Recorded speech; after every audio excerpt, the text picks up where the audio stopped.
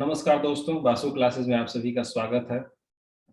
आज के क्लास में हम लोग 66वीं बीपीएससी मैथ्स ऑप्शनल के कैलकुलस से पूछे गए सारे सवाल के सॉल्यूशन देखेंगे।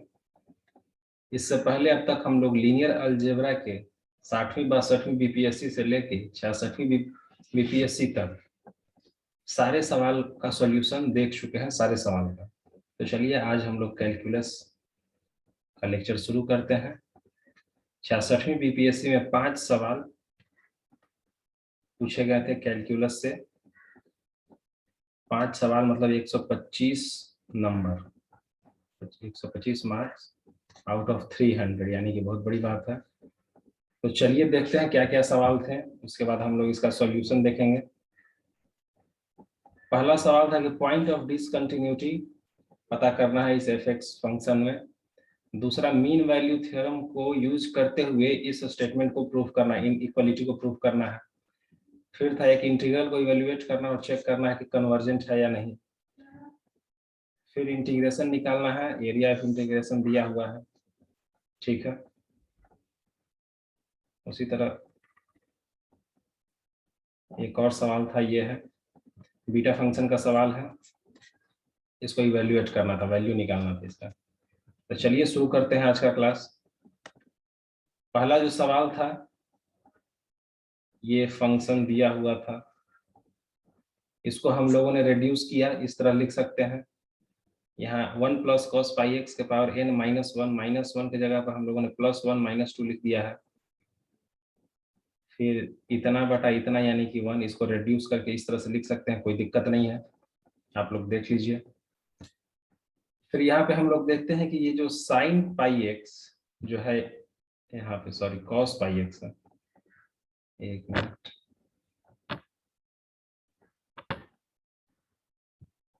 sin πx है, यहाँ पे sin πx है, ठीक है। sin πx का हम लोग देख लेते हैं कि कहाँ से कहाँ वैल्यू किस तरह लाई करता है, उसके बाद हम लोग देखेंगे कि कहाँ पे डिसकंटिन्यूअस होगा। तो sin πx 2m-2 से 2m-1 यानी कि m इंटीजर है, इस तरह से देखिए ये है sin πx का ग्राफ। 0 से 1 में तो sin πx पॉजिटिव है, 1 से 2 में नेगेटिव है, फिर 2 से 3 में पॉजिटिव है। तो इसको 0 से 1 इंटीग्रल, फिर है क्या 2 से 3, फिर है क्या 4 से 5, इस तरह से, यानी कि 2m-2 से 2m-1 तक का जो ये है रीजन, इसमें पॉजिटिव है sin πx, मोर देन 0 है। और जब हम यहाँ देखते हैं 1 से 2, 3 से 4, 5 से 6, तो यहाँ वैल्यू sin πx का नेगेटिव है, यानी इन जनरल अगर लिखना चाहे तो 2m-1 से 2m, m क्या है इंटीजर। फॉर एग्जाम्पल अगर m बराबर आप 1 ले लीजिएगा तो ये क्या हो जाएगा, ये इंटरवल 1 से 2, तो 1 से 2 नेगेटिव है, ठीक है। वैसे ही अगर m बराबर आप 2 ले लीजिएगा तो ये इंटरवल क्या हो जाएगा 3 से 4, तो 3 से 4 में नेगेटिव है, ठीक है। तो sin πx नेगेटिव है 2m-1 से 2m इंटरवल में, और sin πx का वैल्यू 0 होगा सारे इंटीजर पे। x का वैल्यू जब भी हम इंटीजर कोई लेंगे, 1 2 3 4 -3 -4 कुछ भी, sin πx 0 हो जाएगा। अब हम लोग देखते हैं कि फंक्शन का वैल्यू किस तरह से वेरी करता है। अब ये देखिए, ये है हमारा फंक्शन, ठीक है। जब x 2m-1 से 2m-2 से 2m-1 है तो f(x) का वैल्यू 1 आएगा। वो कैसे, जब 2m-1 से, सॉरी 2m-2 से 2m-1 है x का वैल्यू, ठीक है। तो यहाँ पे sin πx का वैल्यू क्या हो रहा था, यहाँ पे sin πx का वैल्यू मोर देन 0 हो रहा था, ठीक है।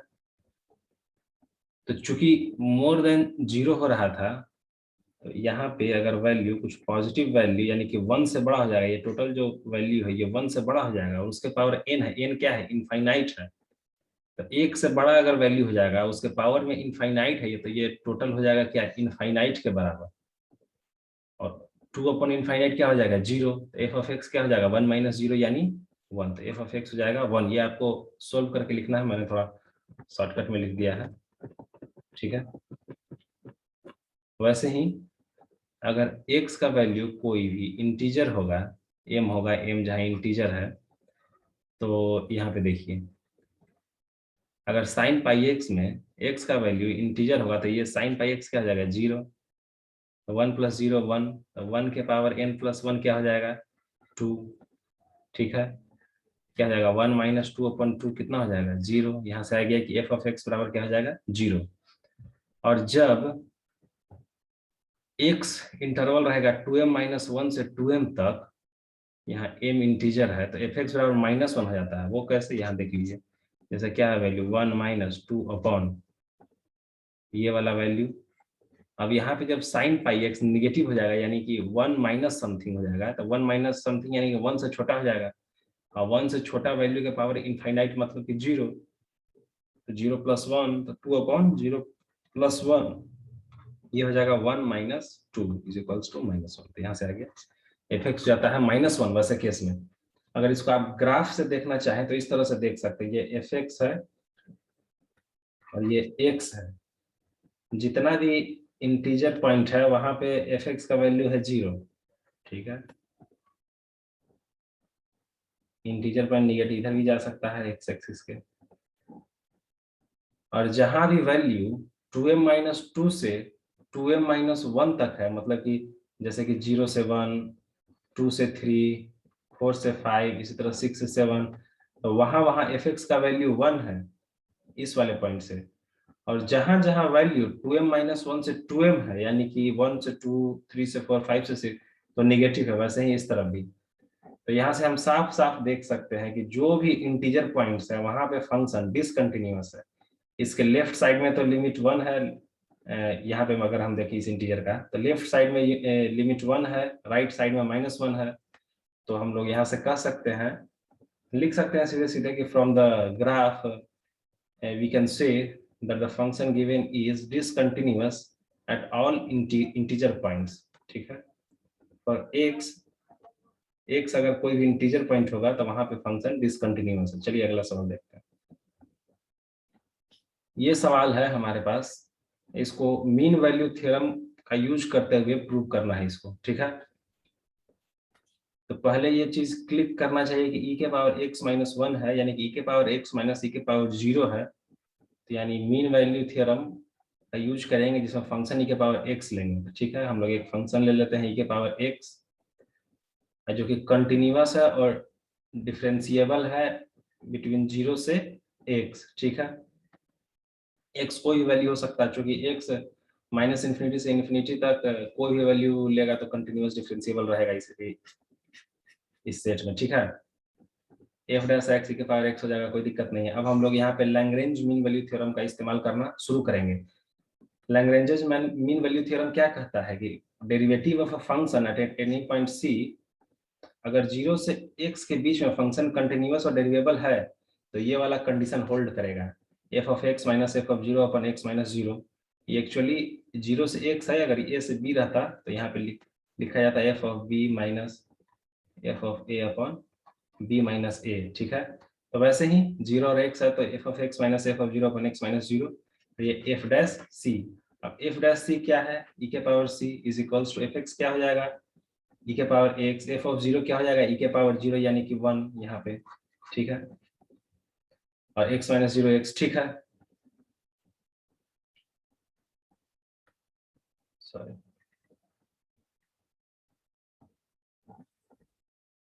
ठीक। अब देखिए अगला स्लाइड पे चलते हैं। c कोई वैल्यू होगा 0 से x के बीच में, कोई समस्या नहीं है।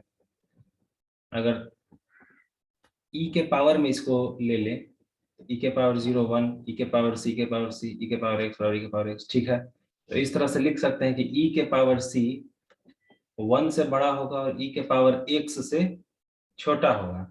जहां c 0 से x था, e के पावर c 1 से e के पावर x होगा। ठीक है, अब लैग्रेंजेस मीन वैल्यू थ्योरम से हम लोगों ने देखा था कि e के पावर c बराबर e के पावर x - 1/x हो रहा था। अब हमको पता हो गया कि e के पावर c 1 से e के पावर x के बीच में लाई करता है, तो e के पावर c की जगह ये वैल्यू रख देते हैं यहाँ पे। ठीक है, e के पावर c के जगह पे ये वाला वैल्यू रख देते हैं यहाँ पे, तो ये हो जाएगा e के power x - 1/x is more than 1 and less than e के पावर x। ठीक है, यहीं तक इम्पोर्टेंट स्टेप था, बाकी अब बस करते जाना है। लॉग ले लेंगे, पूरे इनइक्वलिटी में लॉग ले सकते हैं, कोई दिक्कत नहीं है। टेकिंग लॉग ऑल साइड्स, ठीक है। लॉग 1 0, लॉग ऑफ इतना इतना, लॉग ऑफ ई के पावर एक्स एक्स, ठीक है। अब सभी साइड में डिवाइड कर दीजिए एक से, 0 में x से डिवाइड करेंगे तो 0 ही रह जाएगा, इसमें x से डिवाइड करेंगे ये हो गया, और x में x से डिवाइड करेंगे तो 1 हो जाएगा। और यही प्रूव करना था, तो हो गया हमारा ये क्वेश्चन प्रूव। चलिए अगले सवाल की ओर चलते हैं। ये सवाल है, ये काफी टफ और काफी मुश्किल सवाल था, और ये वहां पे क्लिक होना काफी मुश्किल था ऐसा सवाल। तो चलिए इसे हम लोगों ने किया है। यहाँ पे दिया हुआ है एक फंक्शन जिसको इंटीग्रेट करना है, और ये देखिए यहाँ पे एक अल्फा दिया हुआ है, कॉस ऑफ अल्फा एक्स में एक अल्फा दिया हुआ था। अपना जो इंटीग्रेशन है वो अल्फा का एक फंक्शन होगा, ये तो समझ रहे हैं आप लोग। एक्स का तो लिमिट है 0 से इन्फिनिटी, अल्फा के बारे में तो कुछ है नहीं, यानी कि जो भी इंटीग्रेट करके आएगा वो फंक्शन ऑफ अल्फा होगा। इसको मान लेते हैं कि आई इंटीग्रल जो भी है फंक्शन ऑफ अल्फा होगा, ठीक है, इस तरह से। अब इसको अल्फा के रेस्पेक्ट में डिफरेंशिएट कर लेते हैं, इसको कर सकते हैं, कोई दिक्कत नहीं है। तो इसी में केवल है अल्फा वाला टर्म, तो cos alpha x minus of sine alpha x, और फिर यहाँ से एक्स। आई होप आप लोग को डिफरेंशिएट करने आता होगा, तो इस तरह से ये आ जाएगा। बाकी वैसे ही रीअरेंज करके लिखा हुआ है ये। तो यहाँ पे हम लोगों ने 2 से डिवाइड कर लिया और 2 से मल्टीप्लाई कर लिया, ठीक है, ताकि एक इसको इंटीग्रेट करते समय आसानी हो इसलिए। अब यहाँ से इस वाले फंक्शन को, इस वाले इंटीग्रल को इंटीग्रेट करेंगे इंटीग्रेशन बाई पार्ट से। आइलेट होता है फॉर्मूला, जिससे ये वाला हमारा इंटीग्रेशन वाला, इसको इंटीग्रेट करेंगे और इसको डिफरेंशिएट करेंगे, ठीक है। Integration by part I hope आप लोग जानते होंगे।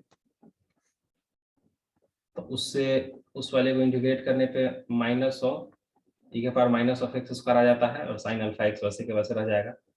ये इंटीग्रेट होगा यहाँ पे, और साइन अल्फा एक्स डिफरेंशिएट हो जाएगा विद रेस्पेक्ट टू एक्स। यहाँ अल्फा के रेस्पेक्ट में डिफरेंशिएट मत कर दीजिएगा, यहाँ विद रेस्पेक्ट टू एक्स, ठीक है। तो इस तरह से आ जाएगा। यहाँ पे 0 से इनफाइनाइट है, यहाँ आप लिमिट रखोगे तो 0 आ जाएगा, अगर इनफाइनाइट रखोगे तो ये वाला टर्म 0 हो जाएगा, जब 0 रखोगे तो ये वाला टर्म 0 हो जाएगा। तो कुल मिला के आपके पास ये वाला बचता है, इस तरह से आता है।